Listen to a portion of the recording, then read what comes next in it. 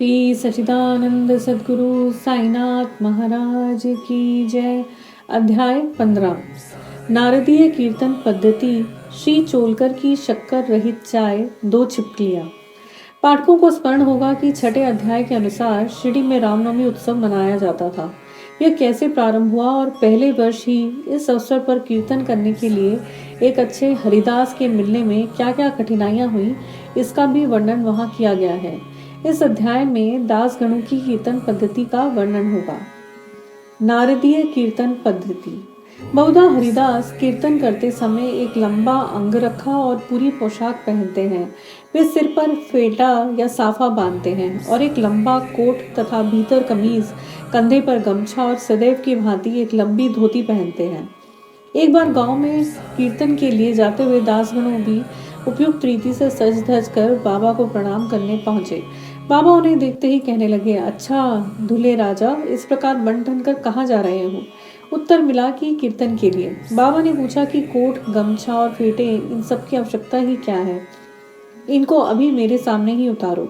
इस शरीर पर इन्हें धारण करने की कोई आवश्यकता नहीं। दासगणों ने इन वस्त्रों को कभी नहीं पहना। वे सदैव कमर से ऊपर अंग खुले रखकर, हाथ में करताल और गले में हार पहनकर ही कीर्तन करते थे।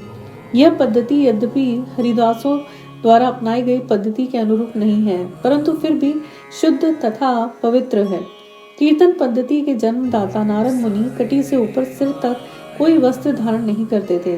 वे एक हाथ में वीणा लेकर हरि कीर्तन करते हुए त्रिलोक में घूमते थे। श्री चोलकर की शक्कर रहित चाय। बाबा की कीर्ति पूना और अहमदनगर जिलों में फैल चुकी थी, परंतु श्री नाना साहेब चांदोरकर की व्यक्तिगत वार्तालाप तथा दासगणों के मधुर कीर्तन द्वारा बाबा की कीर्ति कोंकण, बंबई प्रांत में भी फैल गई। इसका श्रेय केवल श्री दासगणों को ही है। उन्होंने अपने सुंदर प्राकृतिक कीर्तन से बाबा को घर घर पहुंचा दिया। श्रोताओं की रुचि प्राय भिन्न भिन्न प्रकार की होती है। किसी को हरिदासों की विद्वता, किसी को भाव, किसी को गायन, तो किसी को चुटकुले तथा किसी को वेदांत विवेचन और किसी को उनकी मुख्य कथा रुचिकर प्रतीत होती है। परंतु ऐसे विरले ही हैं जिनके हृदय में संत कथा या कीर्तन सुनकर श्रद्धा और प्रेम उमड़ता हो।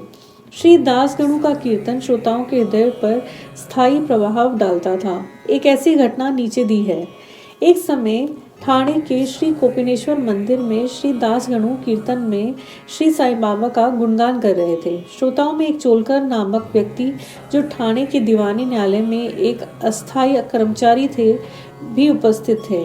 दासगणु का कीर्तन सुनकर वह बहुत प्रभावित हुए और मन ही मन बाबा को नमन कर प्रार्थना करने लगे, हे बाबा, मैं एक निर्धन व्यक्ति हूँ और अपने कुटुंब का भरण पोषण भी भली भांति करने में असमर्थ हूँ। यदि मैं आपकी कृपा से विभागीय परीक्षा में उत्तीर्ण हो गया तो आपके श्री चरणों में उपस्थित होकर आपके निमित्त मिश्री का प्रसाद बांटूंगा। भाग्य ने पलटा खाया और चोलकर परीक्षा में उत्तीर्ण हो गया। उसकी नौकरी भी स्थायी हो गई। अब केवल संकल्प ही शेष रहा। शुभस्य शीघ्रम। श्री चोलकर निर्धन तो था और उसका कुटुंब भी बड़ा था, अतः वह शिरडी यात्रा के लिए मार्ग व्यय जुटाने में असमर्थ हुआ। ठाणे जिले में एक कहावत प्रचलित है कि नाणे घाट व सह्याद्री पर्वत श्रेणियां कोई भी सरलता पूर्वक पार कर सकता है, परंतु गरीब को उम्बर घाट ग्रह चक्कर पार करना बड़ा ही कठिन होता है। श्री चोलकर अपना संकल्प शीघ्रातिशीघ्र पूरा करने के लिए उत्सुक थे। उसने मितव्ययी बनकर अपना खर्च घटाकर पैसा बचाने का निश्चय किया। इस कारण उन्होंने बिना शक्कर की चाय पीना प्रारंभ कर दिया और इस तरह कुछ द्रव्य एकत्रित कर वह शिरडी पहुंचा। उन्होंने बाबा का दर्शन कर उनके चरणों पर गिरकर नारियल भेंट किया तथा अपने संकल्पानुसार श्रद्धा से मिश्री वितरित की और बाबा से बोला कि आपके दर्शन से मेरे हृदय को अत्यंत प्रसन्नता हुई है। मेरी समस्त इच्छाएं तो आपकी कृपा दृष्टि से उसी दिन पूर्ण हो चुकी थी। मस्जिद में श्री चोलकर का आतिथ्य करने वाले श्री बापू साहेब जोग भी वहीं उपस्थित थे। जब वे दोनों वहां से जाने लगे तो बाबा जोग से इस प्रकार कहने लगे, अपने अतिथि को चाय के प्याले में अच्छी तरह शक्कर मिलाकर देना। इस अर्थपूर्ण शब्दों को सुनकर श्री चोलकर का हृदय भर आया और बड़ा आश्चर्य हुआ। उसके नेत्रों से अश्रु धाराएं प्रवाहित होने लगी और वे प्रेम से विहल होकर श्री चरणों पर गिर पड़े। श्री जोग को अधिक शक्कर सहित चाय के प्याले अतिथि को दो, यह विचित्र आज्ञा सुनकर बड़ा कौतूहल सा हो रहा था कि यथार्थ में इसका अर्थ क्या है। बाबा ने उन्हें संकेत किया कि वे शक्कर छोड़ने के गुप्त निश्चय से भली भांति परिचित हैं। बाबा का ये कथन था कि यदि तुम श्रद्धा पूर्वक मेरे सामने हाथ फैलाओगे तो मैं सदैव तुम्हारे साथ रहूंगा। यद्यपि मैं शरीर से यहाँ हूँ, परंतु मुझे 7 समुद्रों के पार भी घटित होने वाली घटनाओं का ज्ञान है। मैं तुम्हारे हृदय में विराजित तुम्हारे अंतस्थ ही हूँ। जिसका तुम्हारे तथा समस्त प्राणियों के हृदय में वास है, उसकी ही पूजा करो। धन्य और सौभाग्यशाली वही है जो मेरे सर्वव्यापी स्वरूप से परिचित है। बाबा ने श्री चोलकर को कितनी सुंदर तथा महत्वपूर्ण शिक्षा प्रदान की। 2 छिपकलियों का मिलन।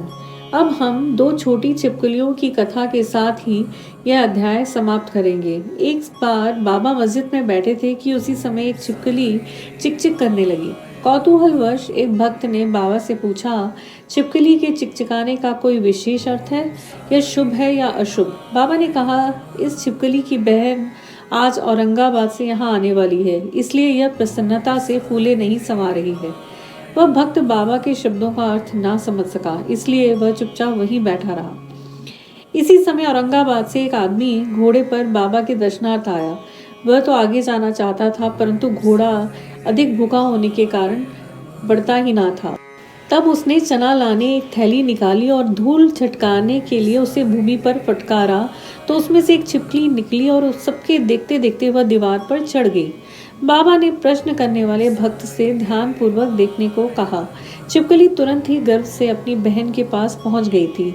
दोनों बहनें बहुत देर तक एक दूसरे से मिली और परस्पर चुम्बन व आलिंगन कर चारों ओर घूम घूम कर प्रेम पूर्वक नाचने लगी।